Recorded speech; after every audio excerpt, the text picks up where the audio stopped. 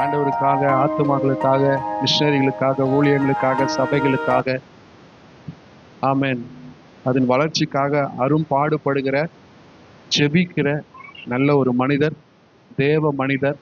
அல்லேலூயா, சோத்திரம். சபைகளுக்கும் மிஷனரிகளுக்கும் ஊழியக்காரர்களுக்கும் பேர் உதவியா இருக்கிற நல்ல ஒரு சகோதரர், அன்பு நண்பர். அவங்கள கரங்களை தட்டி வரவேற்போம்.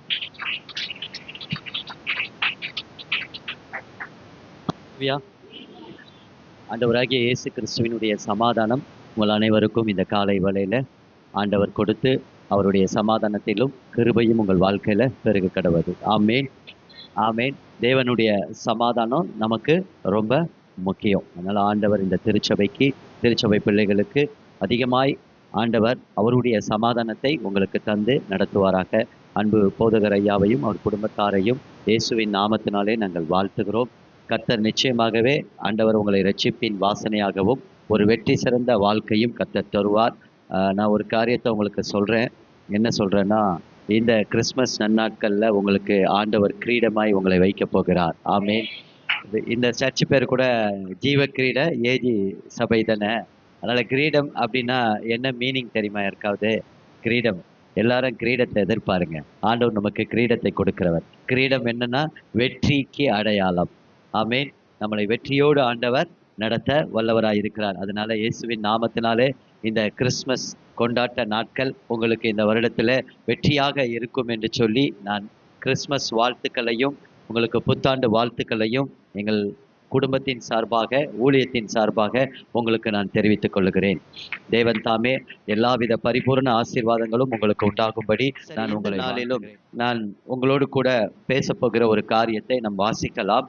ஏசாயா புஸ்தகம் 41ஆம் அதிகாரம் 10ஆம் வசனத்தை வாசிக்க கேட்கலாம்.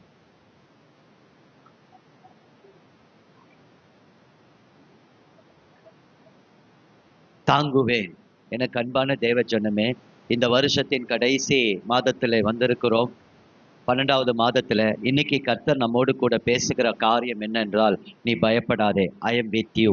இஸ்ரவேலே நீ பயப்படாதே, நான் உன்னோடு கூட இருக்கிறேன். ஆண்டவர் நம்மளை தைரியப்படுத்துகிற ஒரு வார்த்தை.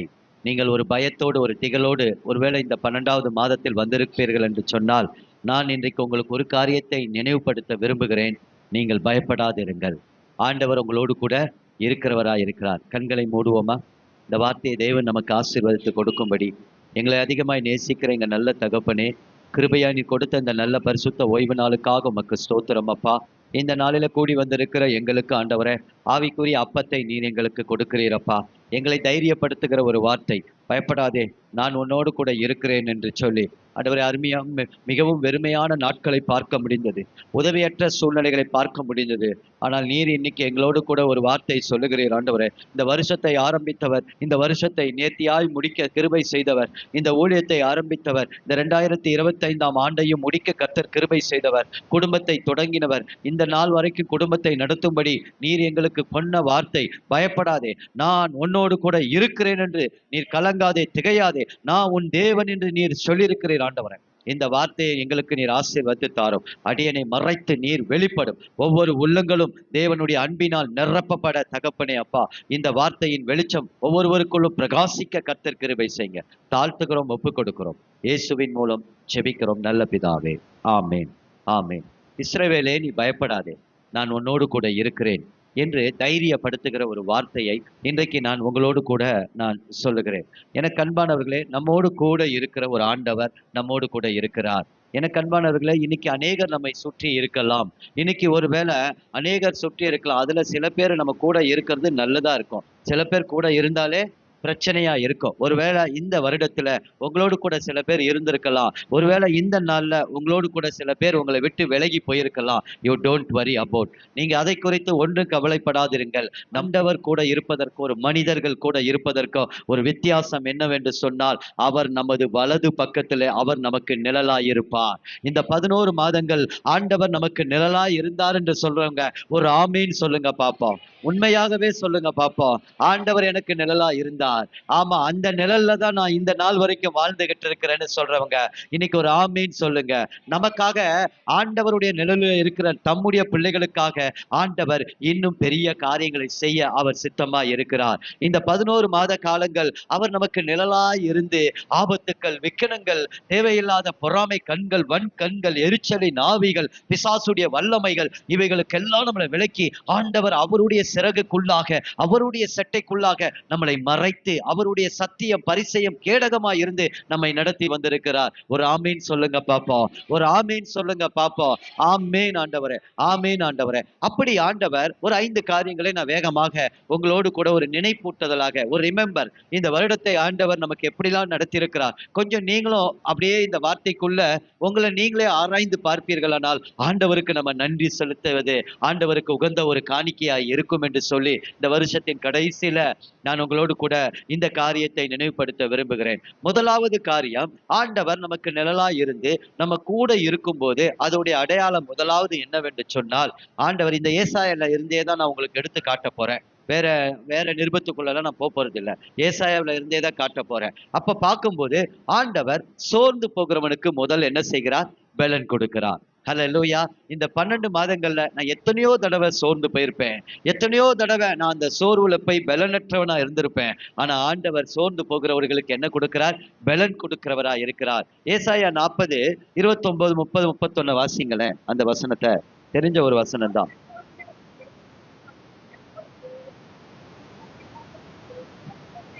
பெருக பண்ணுகிறார். அப்போ இளைஞர்கள், வாலிபர்கள் சோர்ந்து போவார்கள், இடறி விழுவார்கள். கர்த்தருக்கு காத்திருக்கிறவர்களோ புது பலன் அடைவார்கள். அவர்கள் கழுகுகளின் செட்டைகளை விரித்து எழுந்து ஓடுவார்கள், நடப்பார்கள். அவர்கள் சோர்ந்து போவது இல்லை. கர்த்தர் அப்படிப்பட்ட ஒரு பலத்தை கொடுக்கிறவராய் இருக்கிறார். எனக்கு அன்பான தேவஜனமே, நீங்க இன்னைக்கு பல காரியத்துல சோர்ந்து போய் வந்திருக்கலாம். இந்த காலை வேளையிலே கர்த்தர் நம்மோடு கூட இருக்கிறவர், நம்மை பலப்படுத்துகிறவராய் இருக்கிறார். எலியா ஒரு தேவ மனிதன். அவர் எவ்வளோ பெரிய மனிதர், எவ்வளோ பெரிய விசுவாசமா இருந்தவர். அவருடைய வாழ்க்கையில தனி மனிதனாய் பலிப்பிடத்திலே பாகாலுக்கு முன்பாக 400 தீர்க்கதரிசிகளுக்கு முன்பாக நின்று கூக்குரல் கொடுத்து ஒரே ஒரு ஊழியராய் அவர் நின்றார். ஒரு கூட்டம் அல்ல, ஒரு சேனையாக அல்ல, தனித்து நின்ற ஒரு மனிதனாக நின்றார். அப்போ வானத்திலிருந்து அக்கினிகள் வந்து அங்கு இஸ்ரவேலின் தேவன் தான் மெய்யான தேவன் என்பதை வெளிப்படுத்தினார். உங்க வாழ்க்கையிலும் சில நேரங்களிலே தனித்து நிற்க வேண்டிய சூழ்நிலைகள் வந்திருக்கலாம். எனக்கு அன்பான தேவ ஜனமே, நீங்கள் கலங்காதீங்கள். அப்படிப்பட்ட அந்த எலியா ஒரு சமயம் சூறை செடிக்குள்ளே போய் ஒளிந்து விட்டார். அந்த எலியாவுக்கே சோர்வு வரும் என்று சொன்னால், ஓ தேவ ஜனமே, இன்னைக்கு ஊழியத்தை செய்கிற திருச்சபை போதக தேவ பிள்ளைகளே, நான் சொல்றேன், அபிஷேகிக்கப்பட்டவர்களே, நம்முடைய வாழ்க்கையிலும் சோர்ந்து போகிற வேலைகள் வந்தது, கலங்கி போகிற வேலைகள் வந்தது. ஆனா இன்னைக்கு ஒரு காரியத்தை நான் நிறைவுபடுகிறேன். God with us. இன்னைக்கு இயேசுவை நம்ம கொண்டாடுகிறோம். தேவன் நம்மோடு இருக்கிறார். வேற யாரோ கூட இருக்க வேண்டாம். நான் சொல்றேன் சவாலா, தேவன் உங்க கூட ஒருவர் இருந்தா போதும். வேற யாரும் இருக்கணும், ஒரு உறவுகள் இருக்கணும், உங்களை நம்பி பாசமா வந்து பேசினவர்கள் உங்களோடு இருக்கணும்னு நினைக்காதீங்க. அவங்க அப்படியே மாறுவாங்க. அவங்க எல்லாம் மறுரூபமாவாங்க. எப்படி மறுரூபமாவாங்க? சவுல் தாவீதுக்கு எப்படி மறுரூபமானாரு? கொஞ்ச நேரத்திலே மறுரூபம் ஆயிட்டாரு. பொறாமை, அந்த பொறாமை ஆவி அதுக்கு இடம் கொடுக்கும் போது சவுல் என்ன செஞ்சிட்டாரு? அப்படியே மாறிட்டாரு. அது கடைசி வரைக்கும் இருந்தது. ஆனா ஜெயம் யாருக்கு தான் கிடைச்சது? தாவீதுக்கு தான் கிடைச்சது. ஏன்? கர்த்தர் அவனோடு கூட இருந்தார். அல்லேலூயா. கர்த்தரை பக்கத்துல வச்சுக்கோங்க.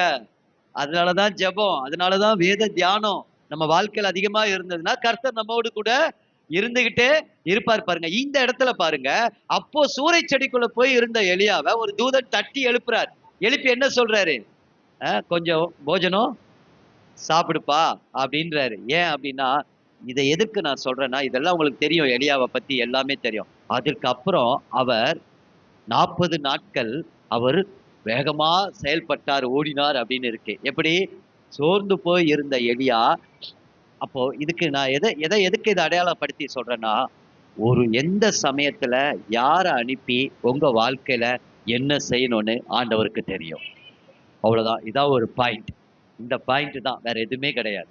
உங்களை சோர்ந்து போகிற நேரத்துல நான் சொல்றேன், கர்த்தர் பேசுவார். கர்த்தர் யாரைய கொண்டுன்னு பேசுவார். கர்த்தர் உங்களை பலப்படுத்துவார், சமாதானத்தை அருளி அவர் ஆசீர்வதிப்பார். ஒரு ஆமீன் சொல்லுங்க பாப்போம். ஒரு ஆமீன் சொல்லுங்க பாப்போம். கர்த்தர் பேசினால் எனக்கு பலன் உண்டாகும். நான் சோர்ந்து போகிற நேரத்துல எனக்கு பலன் யாருன்னா, கர்த்தர் என்னோடு பேசுகிற ஒரு ஆண்டவர். நம்முடைய ஆண்டவர் இயேசு கிறிஸ்து நம்மோடு பேசுகிற ஒரு ஆண்டவர். அதனாலதான் சொல்றாரு, இஸ்ரவேலே நீ பயப்படாதே, நான் உன்னோடு கூட இருக்கிறேன், நீ திகையாதே கலங்காதே, நான் உன் தேவன். அப்ப சோர்ந்து போன நம்ம வாழ்க்கையில நமக்கு ஆண்டவர் பலப்படுத்துகிறார். அப்போ சில மனிதர்களால நம்ம சோர்ந்து போயிருக்கலாம், சில சூழ்நிலைகளால சோர்ந்து போயிருக்கலாம், பொருளாதாரம் இல்லாம சோர்ந்து போயிருக்கலாம், ஒருவேளை நம்ம சரீர பாடுகளை நிமித்தம் சோர்ந்து போயிருக்கலாம். ஆனா ஆண்டவர் நம்மோடு பேசுகிறவர். அவர் நம்மோடு பேசுகிற அந்த சத்தத்தை கேட்கும் போது, அந்த வாக்கு தத்தத்தை கேட்கும் போது, நமக்கு உன்னதத்தில் இருக்கிற அந்த பரிசுத்த ஆவியினுடைய பலத்தை ஆண்டவர் தருவார். அப்போ ஒரு தைரியம் வரும், ஒரு நம்பிக்கை வரும், ஒரு நிச்சயமற்ற ஒரு சூழ்நிலையில ஒரு நிச்சயம் வரும், இணை புரியாத உன்னத பலன் உங்களுக்குள்ள வரும். ஏன் நம்ம உபவாசம் இருக்கும் போதும், நீங்க நல்லா சாப்பிடும் போது பாருங்க, ஆவிக்குரிய பலன் உங்களுக்கு இருக்காது. ஆனா நீங்க உபவாசத்துல இருந்து பாருங்க, உங்களுக்கு செமையா ஃபெயிட் பண்ணுவீங்க, நீங்க நல்லா நடப்பீங்க, நல்லா ஓடுவீங்க, உங்களுக்கு ஒண்ணுமே. ஆனா நீங்க அதுவே நல்லா 3 வேளை சாப்பிட்டு இருக்கும்போது பாருங்க, உங்க வாழ்க்கையில சில நேரங்கள்ல கால் வலி இருக்கும், பலவீனம் இருக்கும். ஆனா நீங்க ஒரு சில காரியங்களை உபவாசமா உண்மையா இருந்து பாருங்க, ஆண்டவர் பலன் கொடுக்கிறவரா இருக்கிறார். அல்லேலூயா, அல்லேலூயா. கடந்த நாட்கள்ல 21 நாட்கள் நானும் என் மனைவி உபவாசம் இருந்து ஜெபித்தோம். நான் பெருமைக்காக சொல்லல, கர்த்தர் கொடுத்தார், ஆனா எங்களை பலப்படுத்தினார். சோர்ந்து போன மனம் தான் ரொம்ப முக்கியம். அது சோர்ந்து போயிடுச்சுன்னு வச்சுக்கோங்க, ஒண்ணுமே நம்மளால பண்ண முடியாது. அந்த மனதை பலப்படுத்துகிறவராய் வருவார். எப்படி பலப்படுத்துவார்? அவருடைய வார்த்தை பலப்படுத்தும். ஆமேன், ஆமேன். யோபுவுக்கு அவனுடைய சிநேகிதனுடைய வார்த்தை அவருக்கு ஆறுதலை தரல. ஆனா கர்த்தருடைய வார்த்தை ஒரு மனிதனோடு கூட பேசுமானால், ஒருவேளை இன்னைக்கு நான் பேசுற இந்த வார்த்தை தேவன் உங்களோடு பேசுகிறதாய் கர்த்தர் உங்கள் ஆவியிலே உங்களுக்கு ஒரு உணர்த்துதலை தருவாரானால், நீங்கள் பலவானாய் மாறுவீர்கள். அல்லேலூயா. அதனாலதான் வேதம் சொல்லுகிறது, பலவீனனை பலவான் என்று அழைக்கிற அவருடைய சத்தம். ஆமேன். அந்த சத்தத்தை கேட்கிற ஜனங்களாய் நீங்களும் நானும் இருக்கிறோம். ஆண்டவர் சோர்ந்து போகிற நமக்கு ஆண்டவர் பலன் கொடுக்கிறவராய் இருக்கிறார். ஒன்றுக்கும் கவலைப்படாதிருங்கள், நம்மை பலப்படுத்துகிறவர் நம்மோடு கூட இருக்கிறார். 2வது காரியம், ஆண்டவர் நம்மை எப்படி, ஆண்டவர் நமக்கு அவர் நிழலிலே நம்ம இருக்கிறோம், நம்மோடு கூட இருப்பதற்கு அடையாளம் என்னன்னா, நம்மை மெதுவாக நடத்துவார். வாசிக்கலாமா? ஏசாயா 40:11 வாசிங்களேன் அந்த வசனத்தை.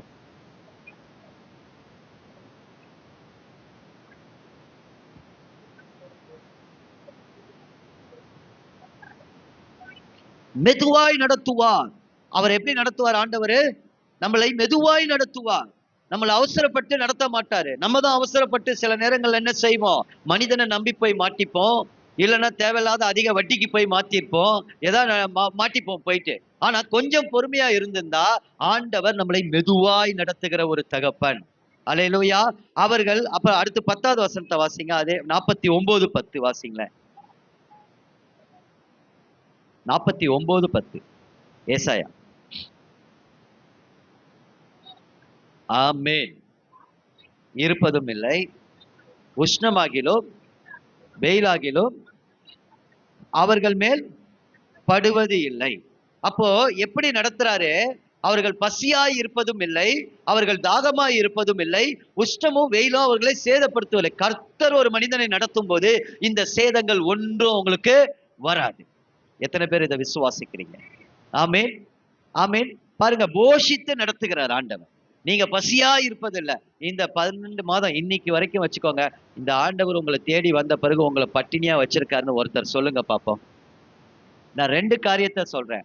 உங்களுடைய வாழ்க்கையில, ஆவிக்குரிய வாழ்க்கையில இந்த 12 மாதங்கள் உங்களை ஆண்டவர் இந்த சபை மூலியமா வைத்து உங்களை சத்தியத்துல நடத்தி இருக்கிறாரா இல்லையா? ஆவிக்குரிய போஜனம் கொடுத்திருக்கிறாரா இல்லையா? அதை மெதுவா தான் நடத்துவாரு. அப்படியே அள்ளி ஒரு 52 வார சத்தியத்தை ஒரே நாள்ல உங்களுக்கு கொடுத்துட மாட்டாரு. சத்தியத்தை அனுப்பி அனுப்பி அனுப்பி உங்களை சத்துவம் பெற வைத்து வைத்து ஆண்டவர் உங்களை விடுதலை வாழ்க்கையை அனுபவிக்க நடத்துகிறவர். அல்லேலூயா.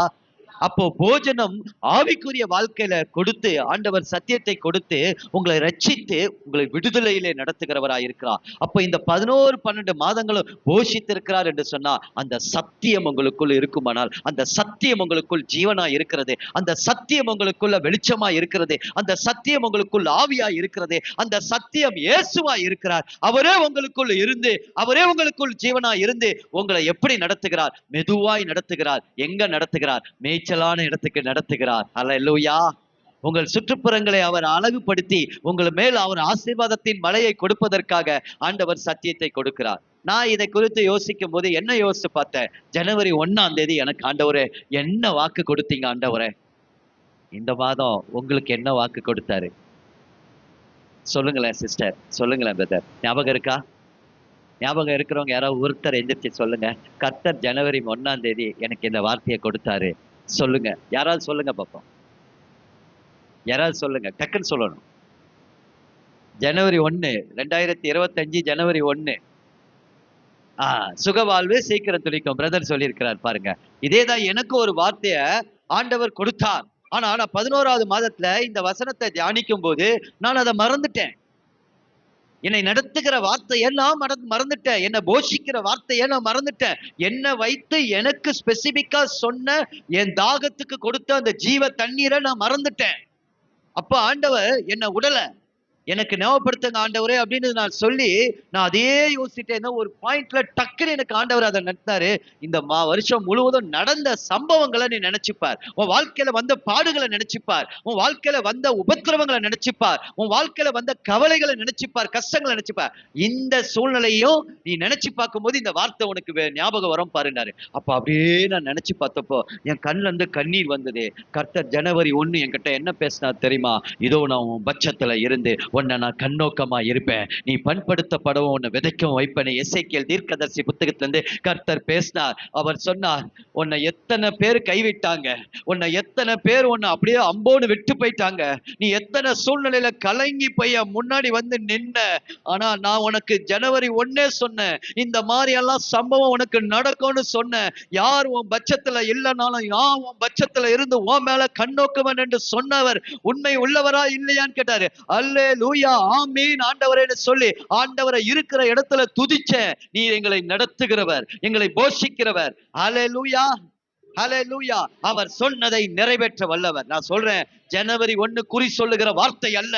ஜனவரி 1 ஏதோ உங்களை இம்ப்ரெஸ் பண்ணுகிற காரியம் அல்ல.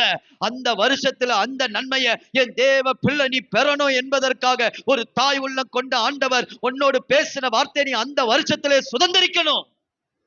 அல்லேலூயா. அந்த இன்னைக்கு நீங்க 2026ல போறீங்கன்னா சொல்லுங்க, அந்த வாக்கு தத்தம் எனக்கு தான் கொடுத்திருக்கிறீங்கன்னு சொல்லி நீங்க விசுவாசிக்கும் போது அந்த வாக்கு தத்தம் உங்களுக்கு அந்த வருஷத்திலே நிறைவேறும். இப்படிதாங்க வருஷத்தை நன்மையினால முடிசூட்டி ஆண்டவர் என்ன செய்வாரு? நம்மள நடத்துவார். அப்ப போஷிப்பார். பசியாய் இருப்பது இல்லை, மெதுவா நடத்துவார். வார்த்தையை கொடுத்து ஆண்டவர் என்ன செய்வார்? நம்மளை நடத்துகிறவராய் இருக்கிறார், போஷிக்கிறவராய் இருக்கிறார். எனக்கு அன்பானவர்களே, எலியாவை பாருங்க. பஞ்ச காலத்துல ஆண்டவரை எதை கொண்டு போஷித்தாரு? 1 ராஜாக்கள் 17:4 சொல்றாரு, காகங்களை கொண்டு உன்னை போஷிப்பேன். நான் அதை ஏற்கனவே சொல்லியிருப்பேன் நினைக்கிறேன். இருந்தாலும் நான் மறுபடியும் சொல்ற விஷயத்த சொல்றதுல தப்பு இல்லை. சத்தியத்தை என்ன அப்படின்னா, ஏன் காகத்தை கொண்டு இறைச்சியும் அப்பமும் 2 வேளை கொண்டு வந்தது. ஆனா பஞ்சம். ஆனா ஒரு ஊழியக்காரரை கர்த்தர் போஷிக்கிறார். அவன் பசியா இல்ல, தாகமா இல்ல, உஷ்ணமும் வெயிலும் அவரை சேதப்படுத்தவும் இல்ல. அவ்வளவு ப்ரொடெக்ட் பண்ணி ஒரு ஊழியர் மேல ஒரு அபிஷேகத்தை கொடுத்து ஒரு நோக்கத்தோட ஆண்டவர் வைக்கிறார். காகத்தை கொண்டு போஷிக்கிறாருன்னா அதுவும் இறைச்சி, ஸ்பெசிபிக்கா இறைச்சி. எங்க காக்கா எங்க இருந்துங்க இறைச்சி கொண்டு வரும்? அவர் அதை சுட்டு சாப்பிட்டாரா இல்ல சுட்ட இறைச்சியை கொண்டு வந்ததா? எப்படி கொண்டு வந்திருப்பார் நம்ம ஆண்டவர்? நான் சொல்லட்டா? அதுக்கு முன்னாடி ஆகாப்பு தானே, ஆகாப்புக்கு பயந்து தானே ஓடுறான். அந்த அரண்மனையிலிருந்து தான் அந்த சாப்பாடு வந்திருக்குதுன்னு நான் சொல்றேன். எத்தனை பேர் அதை விசுவாசிக்கிறீங்க? அவருடைய பிள்ளைகளுக்கு கர்த்தர் அரண்மனை சாப்பாடை கொடுக்கிறவராய் இருக்கிறார். ஆமென், ஆமென். எலியாவுக்கு கர்த்தர் அரண்மனையில இருந்து இறைச்சியை கொண்டு வந்து கொடுக்க அவர் வல்லவராய் இருக்கிறாருன்னு நான் விசுவாசிக்கிறேன். அவர் போஷித்து மெதுவாய் நம்மை நடத்தி, ஒரு கரவல் ஆடுகளை அவர் எப்படி மெதுவாய் நடத்தி அவர்களை சத்தியத்தை கொடுத்து அவர்களை விடுதலையாக்குகிறார். அதே போல உலக பிரகாரமான வாழ்க்கையிலும் உங்க கிச்சன் ஒரு நாள் லீவு கிடையாது. ஆமே ஆமே. நான் சொல்றேன், ஏற்கனவே ஒரு வார்த்தை சொன்னேன். 3 ஜெபம் பண்ணுங்க வீட்ல. என்னன்னா, இன்னில இருந்து கூட பண்ணுங்க.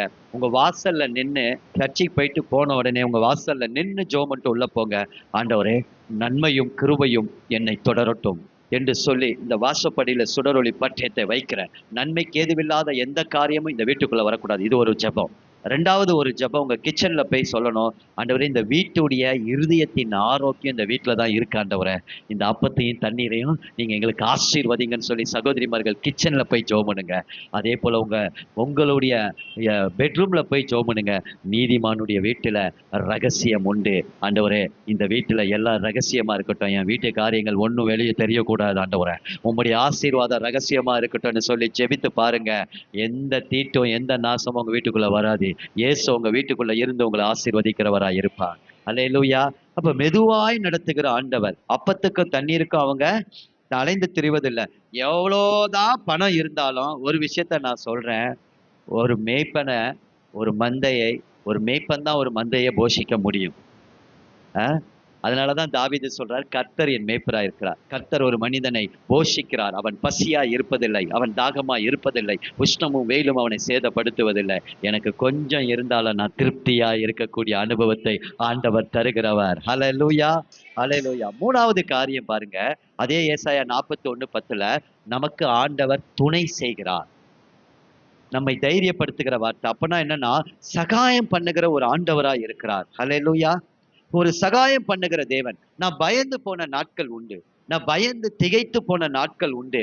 எனக்கு யார் எனக்கு உதவி செய்வா? இந்த இக்கட்டுல, இந்த நெருக்கத்துல எனக்கு யார் உதவி செய்வா? இந்த ஆபத்தான நேரத்துல எனக்கு யார் உதவி செய்வா? ஓ சபையே, நீ ஒருவேளை கலங்கி போய் இந்த ஆண்டை முடிப்பதுக்குள்ள நீங்க வந்திருக்கலாம். நான் ஒரே காரியம் தான் சொல்றேன். இன்னைக்கு கர்த்தருடைய வார்த்தை சொல்லுகிறது, உங்களுக்கு யாரும் உதவி செய்ய மாட்டாங்க. உங்களுக்காக எனக்காக சிலுவையில மரித்து உயிரோடு எழுந்த இந்த இயேசு உதவி செய்கிறவராய் இருக்கிறார். ஆமேன், ஆமேன். அவர் மாத்திரம்தான் உதவி செய்ய வல்லவராய் இருக்கிறார். இதெல்லாம் அப்படியே சொல்லும் போது இது கேட்கறதுக்கு நல்லா இருக்கும். ஆனா அந்த சூழ்நிலைக்குள்ள போகும்போது, நான் விசுவாசிக்கிறேன் பிரதர், நான் பெரிய விசுவாசி பிரதர், நான் அப்படியே அபிஷேகத்துல நிரம்புவேன் பிரதர், எனக்கு தெரியாத சத்தியங்களே இல்ல பிரதர் அப்படின்னுவோம். ஆனா சூழ்நிலைக்குள்ள போகும்போது தான் தெரியும் விசுவாசம் எப்படி ஆக்ட் ஆகுதுன்னு தெரியும். அப்பதான் நம்ம விசுவாசம் எப்படின்றது தெரியும். உட்கார்ந்து இருக்கலாம், நான் பேசலாம். இதனால ஒருவேளை நம்ம பிரதருக்கு என்ன, அவரு அப்படியே விசுவாசத்துல பயங்கரம். நானும் சூழ்நிலைகளை போனாதான் எனக்கு தெரியும். அப்ப பாருங்க, அந்த நெருக்கமான சூழ்நிலையில பயந்து கலங்கி போகிற நேரத்துல நாளைக்கு நான் என்ன பண்ணுவேன்? ஒருவேளை சில நேரம் இப்படி ஒரு சூழ்நிலை வரக்கூடாது. எனக்கு பணம் வாங்கினவங்க என்னை நாளைக்கு நெருக்கிடுவாங்களோ அப்படின்ற ஒரு சூழ்நிலை தான் ரொம்ப பயத்தை உண்டாக்கும் பாருங்க. ஒருவேளை திடீர்னு ஒரு சதையை எடுத்து இதை ஒரு பயாப்சி அனுப்புங்கன்னு சொல்லும் போது உடனே ஒரு பயம் இருதயத்தை பிடிக்கும் பாருங்க. ஐயோ, அந்த டாக்டர் என்ன சொல்லுவாங்களோ தெரியலையேன்னு சொல்லி இருக்கலாம். எனக்கு அன்பான தேவ ஜனமே, ஒருவேளை சில நேரங்களில் வேலை வாய்ப்புகள் நம்ம இழந்து நிற்போம். ஆண்டவரே, இந்த நேரத்துல ஒரு பயம் சூழும் பாருங்க. நான் அடுத்து எந்த வேலைக்கு போவேன் ஆண்டவரே? கையின் பிரயாசம் எப்படி இருக்கும் தெரியலையே. அடுத்த மாசம் என் பிள்ளைக்கு ஆகாரம், நம்ம ஃபீஸ் கட்டணும், எவ்வளோ ஒர்க் இருக்கு ஆண்டவர் எனக்கும். ஆனா அந்த மாதிரி நேரத்துல எல்லாம் பயம் வரும் பாருங்க, ஒரு திகை வரும் பாருங்க. இன்னைக்கு ஆண்டவர் நம்மோடு கூட பேசுகிற வார்த்தை என்ன? ஆண்டவர் உங்களுக்கு சகாயரா இருப்பார். ஹல்லேலூயா, ஹல்லேலூயா. இந்த 11 ஆண்டுகள் நீங்க உங்க மைண்ட் அப்படியே ரிவைண்ட் பண்ணி ஓட்டி பாருங்க, அவர் எந்தெந்த காரியத்துல எல்லாம் சகாயரா இருந்தாருன்னு சொல்லி. எனக்கு அன்பானவர்களே, ஒரு காரியத்தை உங்களோடு நான் சொல்றேன் பாருங்க. கடந்த நாட்கள்ல ஒரு மனிதன் இருந்தான். ஒரு ஊழியர் அந்த வீட்டுக்கு போய் ஊழியம் முடிச்சுட்டு அந்த வீட்டுல போய் இருக்கிறார். அப்போ அந்த சகோதரன் என்ன செஞ்சாருன்னா, ஒரு 50,000 ரூபாய் கட்டு எடுத்து அப்படியே இப்படி என்றாராம். எண்ணி என்ன பண்றாருன்னா, அந்த ஊழியருக்கு முன்னாடியே காணிக்கை அப்படி பல்கா எடுக்கிறாராம். உடனே அப்படி எடுத்து அப்படி கவர்ல வைக்கிறாராம். ஆனா இந்த ஊழியக்காரரு கொஞ்சம் பண ஆசை இல்லாத ஊழியக்காரர்.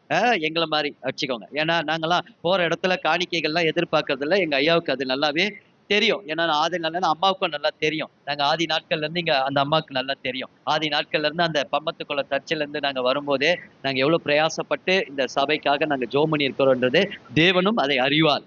எனக்கு அன்பானவர்களே பாருங்க, அவரும் அப்படிதான் நல்ல ஒரு தேவ மனிதன். சத்தியத்தை கொடுக்கணும், ஜனங்கள் ஆவிக்குள்ள பலப்படுத்தணும், ஜனங்க நல்ல ஆசீர்வாதமா மேல எழும்பி வரணுன்றது தான் அவருடைய ஒரு நல்ல ஒரு நினைவா ஆவியில வந்திருக்கிறார். அவர்கிட்ட கர்த்தர் பேசுறாரா, இல்லப்பா அந்த பணம் சரியில்லை நீ வாங்காத அப்படின்றாராம். இவர் வேற கட்டா எடுத்து வேற கொடுக்குறாராம். எப்படி இருக்கும், ஒரு ஆசை தானே வரும் எப்படின்னாலும். அவருக்கும் ஏதாவது தேவை இருக்கும்ல, ஊழியத்துக்கு ஏதாவது. பிசாசு அப்படிதான் பணத்தை காட்டுவான். பணத்தை காட்டுவான், மயங்கிற கூடாது. நம்ம உழைச்சி வர்ற பணம் தான் நமக்கு ஆசீர்வாதம். ஆமென். அப்போ எப்படி காட்டினான், அவர் சொன்னாரா, இல்லப்பா இந்த காணிக்கை எனக்கு வேண்டாம், இந்த காணிக்கையில ஏதோ ஒரு பிரச்சனை இருக்கு, நீ முதல்ல ஆண்டவரோட ஒப்புரவாயிட்டு நீ ஜோமுன்னு, அப்போ உனக்கு அது சரியாகும் அப்படின்றாராம். இவரு என்ன, இவர் காணிக்கை கொடுக்குறேன், 5000 கொடுத்துருக்கிறார் போல, பெரிய அமௌண்ட். வேணான்றாரு அப்படின்ட்டு சரி வந்துட்டார். ஒரு வாரத்துல பார்த்தா அந்த ஊழியக்காரர் வீட்டுல அந்த சகோதரன் வந்து பயந்து நடுங்கி கலங்கி போய் வந்து உட்காந்துருக்காராம். என்னப்பா இங்க வந்திருக்கிற அப்படின்னா, அவர் சொன்னாராம், இல்லைங்க நான் வெளிநாட்டுகளுக்கு வேலை வாங்கி தரேன்னு சொல்லிட்டு பல வேலை இந்த மாதிரி இல்லீகலா பண்ணி 22 பேரை ஏமாத்தி டெல்லியில அம்போன்னு விட்டு, இவன் கொடுத்த ஒருத்த ஏஜென்ட் அவனை ஏமாத்தி, ஆக மொத்தத்துல 22 பேர்ல ஒருத்த 6 பேர் மதுரைக்காரனா, அவன் அங்கிருந்தே போன் அடிக்கிறானா, உன் வீட்டு வாசலுக்கு வருவேன், உன் பொண்டாட்டி பிள்ளைகளுக்கு முன்னாடி உன் கறிய உன்னை வெட்டி கொத்துக்கறி போட்டு எங்க 22 லட்சத்துக்கு அது ஈடா நாங்க அதை பார்த்துட்டு தான் எங்க ஊருக்கு போவோம்டா. இவனுக்கு எப்படி இருக்கும் யோசித்து பாருங்க. எங்க வந்துட்டாரு, ஊழியக்கார்ட்ட வந்துட்டாரு, வந்து விழுந்துட்டாரு. அப்போ அவர் சொன்னாராம் ஒரே வார்த்தை, நான் உதவி செய்ய முடியாது, இது உன்னுடைய அநீதியான காரியம், அது கர்ப்பம் தரித்து அது பிள்ளை பெருந்துருச்சு உன் பாவத்தினால, அந்த பாவத்தின் கர்மத்தை நீ தான் சுமந்தாகணும். ஆனா ஒரு உதவி நான் பண்ண முடியும், நான் ஒரு ஆலோசனை சொல்றேன், நீ ஆண்டவர்கிட்ட போய் உன்னை ஒப்புரவாக்கு. நான் சொல்றேன் கர்த்தர் உனக்கு உதவி செய்ய முடியும், எந்த சூழ்நிலையில கர்த்தர் உதவி செய்ய முடியும். நானும் இந்த ஒரு ஆலோசனை சொல்லி, ஆண்டவரே பயந்து இருக்கிற மகனுக்கு, சமாதானத்தை இழந்திருக்கிற மகனுக்கு, இப்படி ஒரு நெருக்கமான சூழ்நிலை இருக்கிற மகனுக்கு அவன் உண்மை நம்பி உண்மை ஒப்பு கொடுக்கும் போது ஆண்டவர் அவனுக்கு உதவி செய்யுங்க. ஜெபம் பண்ணி அனுப்பிட்டார். அவன் போயிட்டு ஆண்டவர் பாதத்துல முழுவதும் விழுந்து கடந்து, அந்த நாள் முழுசும் விழுந்து கண்ணீரோடு அழுது உண்மையா மனம் திரும்பி அந்த நேரத்துல ஆண்டவர்கிட்ட அவன் ஒப்புரவாய் இருக்கிறான். ஆண்டவருடைய சமூகத்துல தன்னை கதறி அழுது ஒப்பு கொடுத்திருக்கிறான். கொஞ்சம் பலன் கொடுத்திருக்கிறார் ஆண்டவர். அந்த அடுத்த நாள் நேரம் தாம்பரமோ டி நகரோ வண்டி இறங்கிட்டாங்க. அவங்க இறங்கி இவனுக்கு போன் பண்ணி, டேய் வாங்க இங்க வாங்க இங்க வாங்க அப்படின்னு இருக்காரு. இவன் பயந்துகிட்டே போறான். போனப்போ 22 பேரும் அவனை பார்த்து சொல்றாங்க, என்னையா இப்படி பண்ணிட்டீங்க, ஏன் இப்படி பண்ணீங்க, இப்படி எங்களை ஏமாத்திட்டீங்களே, நம்ப வச்சு எப்படி வெட்டுவன் குத்துவன்றவன் எப்படி பேச ஆரம்பிச்சிட்டான், என்னையா இப்படி பண்ணிட்டீங்க அப்படின்னு. இவருக்கு தெரிஞ்சிச்சு, நம்ம ஆண்டவர்கிட்ட ஒப்புரவானோடனே கர்த்தர் ஏதோ கிரியை நடப்பிக்கிறாருன்னு தெரிஞ்சோடனே 22 பேர் காலிலேயே விழுந்துட்டாரு. விழுந்து, தயவு செய்து மன்னிச்சிருங்க, உங்க பணத்தை எப்படியாவது நான் திருப்பி கொடுத்துட்றேன் அப்படின்னு. எப்பா நீ இப்ப கொடுக்கறது இருக்கட்டும், எங்களை முதல்ல எங்க ஊருக்கு டிக்கெட் எடுத்து அனுப்பி விடுங்க, முதல் எங்க கையில சுத்தமா காசு இல்லை அப்படின்னு எங்கேயோ பெரட்டி 22 பேரையும் அனுப்பி விட்டார். அதுக்கப்புறம் ஆண்டவர் அவர் உறுதியா பற்றி கொண்டிருந்தார். ஆண்டவர் அவனுக்கு உதவி செய்தார். அந்த ஏஜென்ட் ஏமாத்தினான்னு சொன்னல, அவன் மனம் திரும்பி, அது சரித்திரத்திலே நடக்காத சம்பவம், அவன் ஏமாத்தினவன் தான், ஆனா அவன் திருப்பி அந்த 90 லட்சத்தையும் இவனுக்கு கொடுத்தான். அந்த 22 பேருக்கும் அவங்களுக்கு கூறிய அந்த பணத்தை கொடுத்துட்டு, வாழ்க்கை முழுசும் பயத்தோட அல்ல, வாழ்க்கை முழுசும் ஏமாற்றுக்காரன் என்ற ஒரு லேபலோடு இல்ல, கர்த்தர் அவனுடைய நீதியை பலத்த பகலை போல அந்த நியாயத்தை விளங்க செய்கிற ஆண்டவர். ஏன் ஆண்டவருக்கு முன்னாக அவன் தாழ்த்தினான், ஆண்டவருக்கு முன்னாக ஒப்பு கொடுத்தான். இப்ப மறுபடியும் ஆண்டவர் அவனுக்கு என்ன உதவி செய்தார் தெரியுமா, அதே தொழில ஒரு சரியான ஏஜென்ட், இந்த மாதிரி நல்ல ஏஜென்ட்டை காமிச்சு அதே தொழிலை திருப்பி செய்து, இப்ப பழைய கார்லாம் இல்ல, இப்ப ஃபார்ச்சூன் காரை வாங்கி கம்பீரமா தழுந்து நிற்க கர்த்தர் அவனை உயர்த்திருக்கிறார். இது நடந்த சம்பவங்க. ஆமென். அப்ப எதுக்கு இதை சொல்றேன்னா, நமக்கு ஆண்டவர் துணை செய்வார்.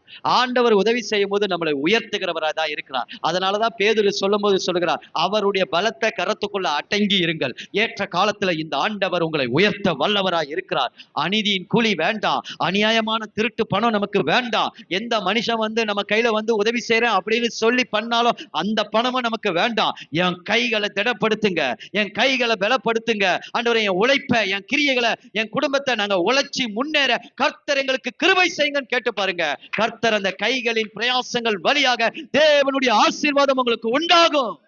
எந்த வயதினாலும் ஆண்டவர் உழைக்க பலன் கொடுப்பா. உழைப்புக்கு வயதே கிடையாது, அது தேவனுடைய நீதி. கடுமையா உழைக்கணும் ஆண்டவருடைய பிள்ளைகள், கடுமையா ஓடணும். ஆண்டவர் சோர்ந்து போக கூடாது, அவர் துணை செய்வார். சொல்றாருல, உன் கையின் பிரயாசங்களை நான் ஆசீர்வதிப்பேன்னு சொல்றாருல. ஆமென். ஆமென். பாருங்க, ஆண்டவர் நமக்கு துணை செய்கிறவராய் இருக்கிறார். 4வது காரியம், கலங்கின வேளையில ஆண்டவர் நமக்கு சமாதானத்தை தருகிறார். எத்தனை பேர் இதை வாஞ்சிக்கிறீங்க? ஏசாயா 26 வாசிங்களேன். 3, 4 யாராவது ஒருத்தர் வாசிங்க. நான் கலங்கி போன நேரங்கள் இருந்தது. நான் இந்த வருஷத்தை நினைவு பார்த்து மறுபடியும் நானே என்னுடைய வாழ்க்கையை நான் இதோட ஒப்பிட்டே தான் நான் இந்த செய்தியை உங்களோட பேசிட்டு இருக்கேன். கலங்கி போன நேரங்கள். கலங்கி போகும்போது மனுஷன் எதை இழக்கிறான்னா, தேவ சமாதானத்தை முதலாவது இழக்கிறான். தேவன் மேல இருக்கிற அந்த நம்பிக்கையை இழக்கிறான், விசுவாசத்தை இழக்கிறான். ஆனா அந்த கலங்கி போன வேளையில கர்த்தர் நமக்கு ஒரு சமாதானத்தை கொடுக்கிறார். பாருங்க, வாசிங்க அந்த வசனத்தை. ஆமென், ஆமென். அவரை என்னென்றைக்கும் நம்புங்க பிரதர் அண்ட் சிஸ்டர். கலங்கி போன வேலை, உங்க வாழ்க்கையில எதிர்பாராத குடும்பத்துல நடந்த சம்பவங்கள், எதிர்பாராத நேரத்துல நடந்த சில நஷ்டங்கள், எதிர்பாராத வேலையில வந்த துன்பங்கள், எதிர்பாராத வேலையில வந்த உங்கள் குடும்பத்தின் நபரை யாராவது பழித்து கேவலமாக அவமானப்படுத்தி பேசியிருக்கலாம். இப்படிப்பட்டவர்கள் எழும்பி இருக்கலாம். நான் கலங்கி போய் நின்றிருக்கலாம். எனக்கு அன்பான தேவச்சனமே, தேவன் உங்களுக்கு சமாதானத்தை கொடுக்கிறார். தேவன் நமக்கு சமாதானத்தை கொடுக்கிறார்.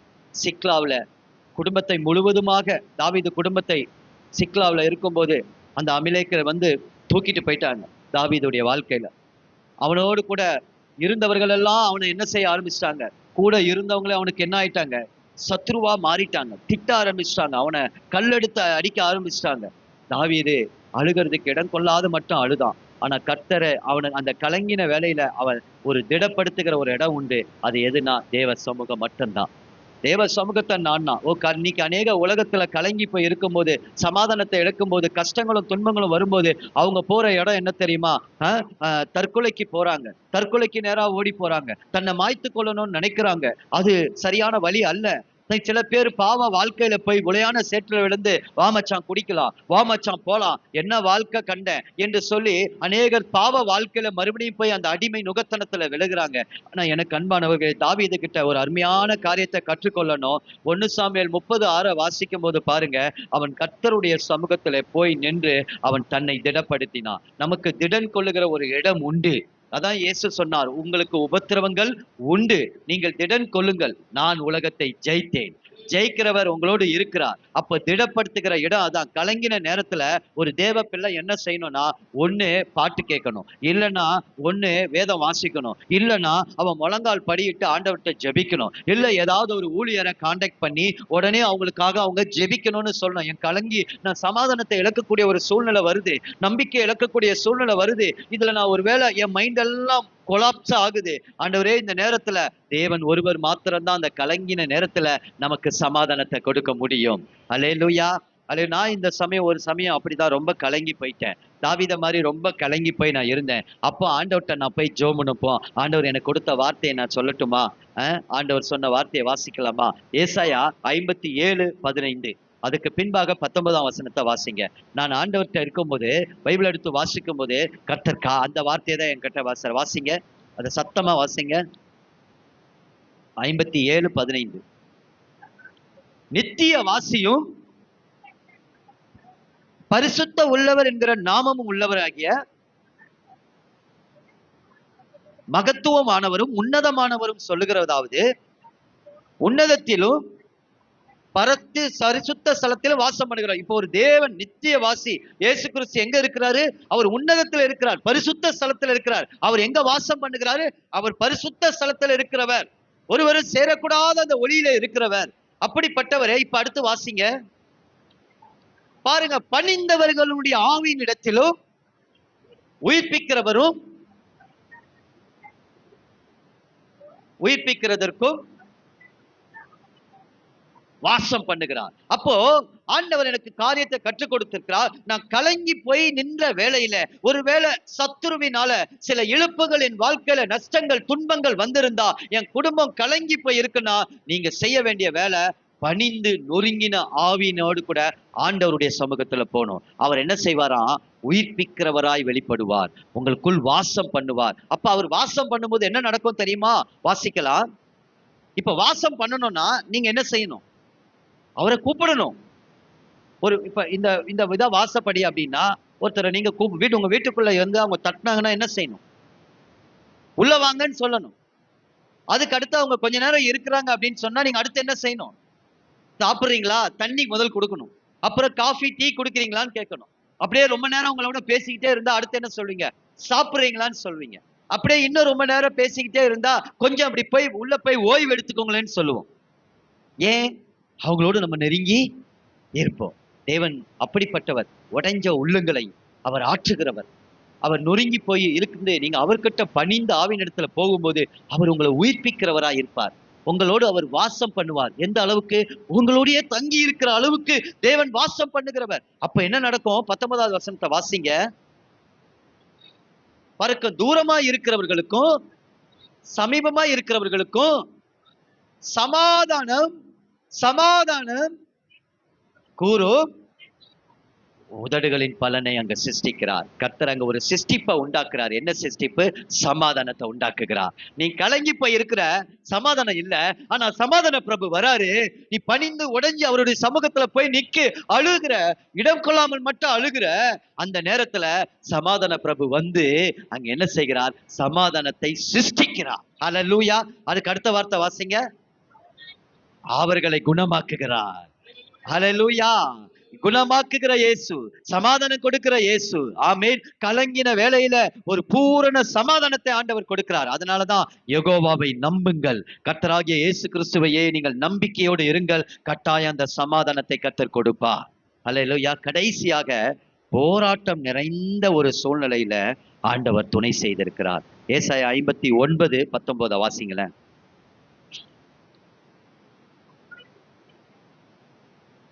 போல் சத்துரு வரும்போது ஆண்டவர் அவர்களுக்கு விரோதமாய் கொடியேற்றுவார்.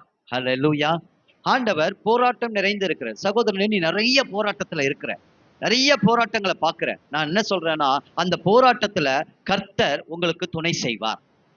ஆமா, கர்த்தர் போராட்டம். அதனாலதான் நீங்க கர்த்தருடையது கர்த்தருடையது கர்த்தருடையதுன்னு நீங்க பாத்தீங்கன்னா, ரட்சிப்பு கர்த்தருடையது, ஊழியம் கர்த்தருடையது, யுத்தம் கர்த்தருடையது. அப்ப என்னன்னா, போராட்டமான சூழ்நிலையில நீங்கள சும்மா இருங்க, அவ்வளவுதான். ஆண்டவர் உங்களுக்காக என்ன செய்வாரு? யுத்தம் செய்வார். சத்துரு வரும்போது சத்துருவை நீங்க எதிரிட்டு போக வேண்டாம். பரிசுத்த ஆவியானவர் உங்கள் பலவீனங்களில உங்களுக்கு உதவி செய்ய வல்லவர். அப்ப ஆண்டவர் உங்களை அந்த சத்துருவை எப்படி உங்களை விட்டு விளக்கணும், அந்த சத்துருவை எப்படி ஜெயிக்கணும்னு சொல்லி ஆண்டவரே உங்களை அழகா நடத்துவார். ஏன் இதுக்கு சொல்றேன்னா, நாங்க போன மாசம் 5, 6, 7 இந்த மாசத்துல 3 நாள் மிஷனரி பயணம் போனோம். பர்கூர் பயணத்துக்கு சத்தியமங்கல காடு வீரப்பன் இருந்த அந்த இடத்துக்கு போனோம். அப்ப போகும்போது நவம்பர் மாசத்துல கர்த்தர் எங்களோடு பேசுறாரு. இது மகா பெரிய ஒரு போரா இருக்கும். நீ இந்த ஊழியத்துக்கு போறதுக்குள்ள உனக்கு பயங்கர யுத்தம் இருக்கும். ஆனா நீ செய்ய வேண்டியது ஒன்னே ஒண்ணுதான். 21 நாள் உபவாசம் இரு. சும்மா ஒண்ணு ஆண்டவர் உபவாசம் இருக்க சொல்ல, ஒரு பர்பஸா தான் இருக்க சொன்னார். ஏன்னா ஜபத்தினாலும் உபவாசத்தினாலும் இவைகையான ஜாதி பிசாசு, அந்த ஜாதி பிசாசு இருக்கு பாருங்க, நம்ம எல்லாம் ஒரு இனம். ஆண்டவர் போராட்டத்திலே நமக்கு துணை செய்கிறவர். 21 நாள் போராட்டம். ஆண்டவர் ஒவ்வொரு போராட்டத்தையும் அந்த 21வது நாள் நான் ஊழியத்தை முடிக்கும் போது, அந்த இடத்துல முடிக்கும் போது ஆண்டவர் சொன்னார், இந்த இடத்துல உனக்கு போராட்டம் இருந்தது, இந்த இடத்துல போராட்டம் இருந்தது.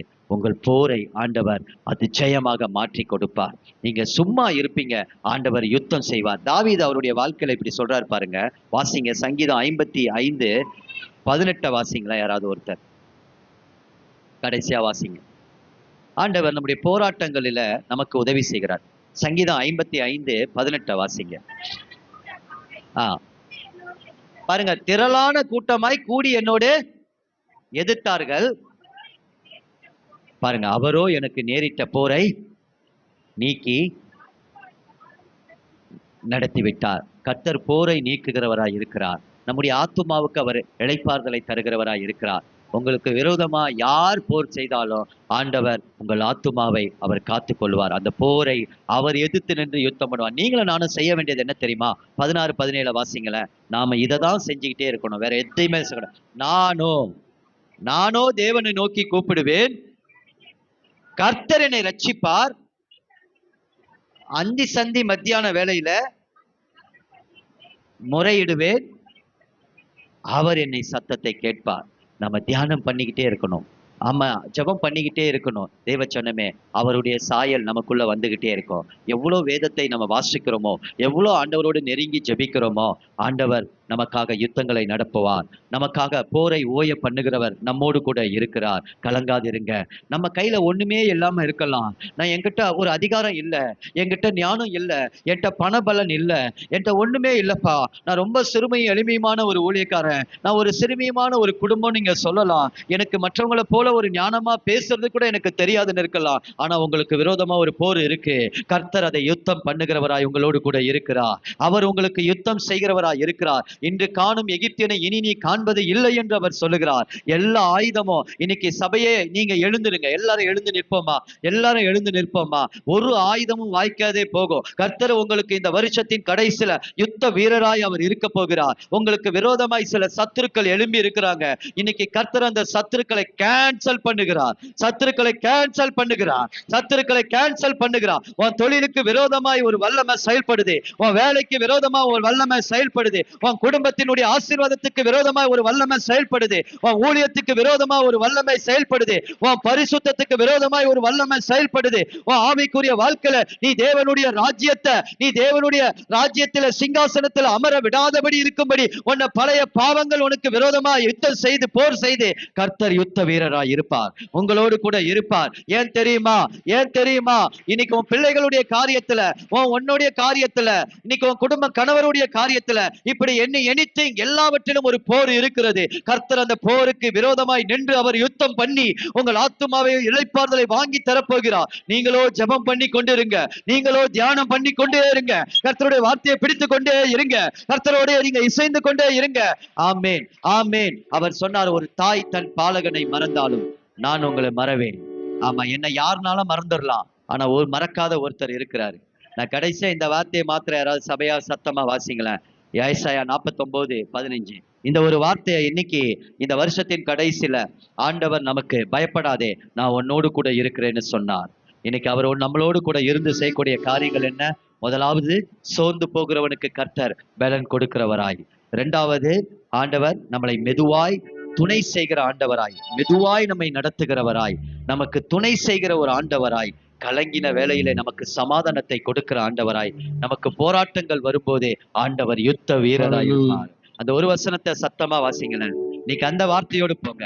உங்க வாழ்க்கையில யாரு இன்னைக்கு மறந்திருந்தாலும் பரவாயில்ல, இந்த 5 நிலைமையில உங்களுக்கு பலன் கொடுக்கிறவராய், உங்களை நடத்துகிறவராய், போஷிக்கிறவராய், துணை நிற்கிறவராய், நீங்க கலங்கின வேளையில சமாதானத்தை கொடுக்கிறவராய், உங்க போராட்டத்தை உங்களுக்கு ஓய பண்ணி உங்களுக்கு ஆண்டவர் ஜெயத்தை கொடுக்கிறவராய் இருக்கிறார். வாசிங்க யாராவது அந்த வார்த்தைய.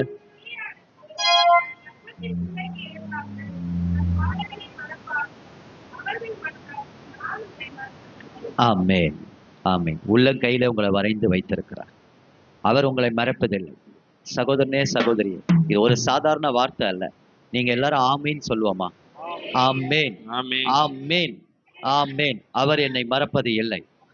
யார் என்னை மறந்தாலும், இந்த வருஷத்துல எத்தனையோ பேர் நம்மள மறந்திருக்கலாம், ஆனா அவர் மறப்பதில்லை. ஏன்னா அவர் உள்ளங்கையில வைத்திருக்கிறார். ஒரு செல்போனை உள்ளங்கையில வைத்து உலகத்தையும் அதுல பார்க்க முடியும் அப்படின்னு சொன்னா, ஆண்டவர் உங்களையும் உங்க குடும்பத்தையும் பிள்ளைகளையும் உள்ளங்கையில வைத்திருக்கிறது எவ்வளவு ஒரு ஆச்சரியமான காரியம் இல்ல? ஹல்லேலூயா, ஹல்லேலூயா. சகோதரியே, பயப்படாதீங்க, பயப்படாதீங்க. உங்க உள்ளங்கையில வைத்திருக்கிறார். உங்களுடைய எல்லா காரியங்களையும் அவர் பார்த்துக்கிட்டே இருக்கிறார்.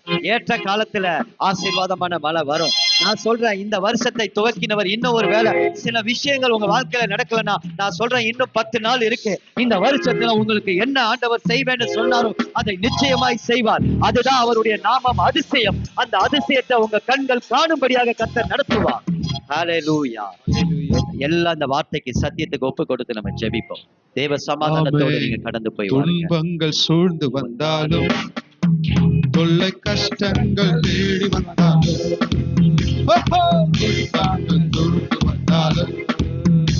தொல்லை கஷ்டங்கள் தேடி வந்தாலும், இயேசு ராஜா எங்கள் ராஜா, இயேசு ராஜா எங்கள் ராஜா,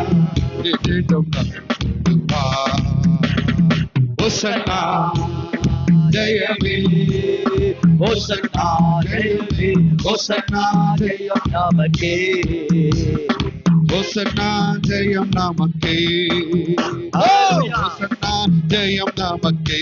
நம்மை ரட்சிக்கிறவர் நம்மோடு கூட இருக்கிறார். ஹோசன்னா ஜெயம் நமக்கே. உங்களை அப்படியே விட்டு விட மாட்டார். துன்பங்கள் மனிதர்கள் உங்களை விட்டு விடலாம், சொல்ல கஷ்டங்கள் இயேசு தேடி கைவிட வந்தாலும், மாட்டார். இயேசு கைவிட மாட்டார். துன்பங்கள் சூழ்ந்து வந்தாலும், அவரை தேடி நாடி வந்தவர்களை கைவிடவே மாட்டார். கஷ்டங்கள் தேடி வந்தாலும் பயம் இல்லை, பயமும் இல்லை, கலக்கம் இல்லை, வாய்களை திறந்து விசுவாசத்தோடு பாருங்கள், கலக்கம் இல்லை. தைரியமாய் பாருங்கள். தேவன் ஒரு அற்புதத்தை செய்ய இந்த வேளையிலே ஒரு அற்புதம் நடக்க போகிறது. கர்த்தர் நம்முடனே, கர்த்தர் நம்முடனே, எழுந்து போன உன் கூடாரத்தை கர்த்தர் எடுத்து கட்டுகிறார். நம்முடனே. ஆமென். ஹோசன்னா நீ அழிந்து போய்வ, ஹோசன்னா நாசமா போய்வ, நீ ஒழிஞ்சு போய்வ. அப்படி நீ நினைத்தவர்களுக்கு மத்தியில ஆண்டவர் உங்கள் கொம்பை உயர்த்துகிறார். உங்கள் கொம்பை உயர்த்துகிறார். உங்கள் குடும்பத்தை கலைக்க பண்ணுகிறார். ஓ, believe God. ஜெயம் நமக்கே. நம்பிக்கையா இருங்க. ஹோசன்னா ஹோசன்னா ஜெயமே, ஹோசன்னா ஜெயமே, ஹோசன்னா ஜெயமே, ஹோசன்னா எல்லா ஆண்டவரை நோக்கி அபயமிட்டு பாடுங்க. எல்லா இருளின் ஆதிக்கங்களும் விலகிறது. தேவனுடைய வெளிச்சம் இந்த வருஷத்தின் கடைசியில தேவனுடைய அக்கினி அக்கினி அக்கினி ஒவ்வொரு முகங்களை ஒலிக்கிற அக்கினி பட்சிக்கிற அக்கினியா இருக்கிறார்.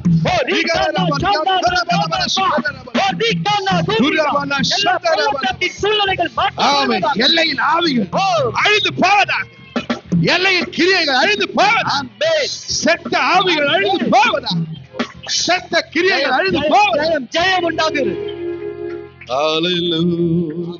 ஆமென். இயேசுவின் நாமத்தினால கடல்ல சிக்க வைக்கிற ஆவி அழிந்து போவதா. ஆமென். வருமானத்தை கெடுக்கிற ஆவி பட்டு போவதா. குடும்பத்தை பிரிக்கிற ஆவி சலனப்பட்டு போவதாக. புறவதி அந்தரத ரவியந்தர வரியாந்தர பலமா. குடும்ப உறவை கெடுக்கிற ஆவி சபிக்கப்பட்டு போவதா. அந்நியன் உன் வழியாய் கடந்து வருவதில்லை. இயேசுவின் நாமத்தில். ஆமென்.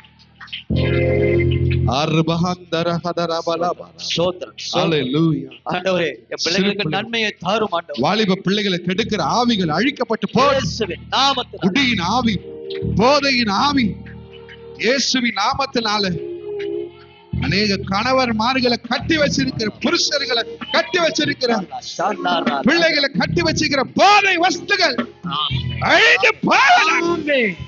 ஆமென். வைராக்கியம் வைராக்கியம் வைராக்கியம் வெள்ளம் போல் வைராக்கியத்தின் ஆவி தேவன் இப்பொழுது கொடுக்கிறார். வைராக்கியமாய் தேவனுக்காக வைராக்கியமாய் நில்லுங்க. எந்த சூழ்நிலையில வைராக்கியமாய் நில்லுங்க. ஆமென் ஆண்டவரே. ஒரு வைராக்கியத்தின் ஆவியை காண்கிறேன். ஒரு வைராக்கியத்தின் ஆவி இன்னைக்கு இந்த சபை மேல் ஊற்றப்படுகிறது. எந்த சூழ்நிலையிலும் உன்னை அசைக்க முடியாதபடி ஒரு வைராக்கியம், அது கண்மலையின் மேல் கட்டப்பட்ட வீடு. ஸ்தோத்திரம். வறண்டது விடாய்ந்தமான இடத்தை தண்ணீர் தடமாய் மாற்றுகளுக்காய் ஸ்தோத்திரம். கர்த்தர் நம்மோடு இருக்கிறேன்னு சொல்லி வாக்கு பண்ணிருக்கிறான். இன்னைக்கு காலையில கூட நான் இங்க ஸ்தோத்திரம் அதிகாலையில 5 மணிக்கு ஆலயத்துக்கு வந்து நான் முழங்கால் படிட்டு ஜெபிக்கும் போது நீங்க கூட இருக்கீங்களா இல்லையா அத சொல்லுங்க. நீங்க இல்லன்னு சொல்லிடுங்க, நான் இந்த ஊழியத்தை விட்டுட்டு ஓடிடுறேன், எங்கன்னா போயிடுறேன். நீங்க இல்லனா நான் போயிடுறேன் ஆண்டவரே. நீங்க இருக்கிறதா இல்லையான்னு எனக்கு சொல்லுங்க. இன்னைக்கு கர்த்தர் நம்மோடு பேசியிருக்கிறார். ஆமென்.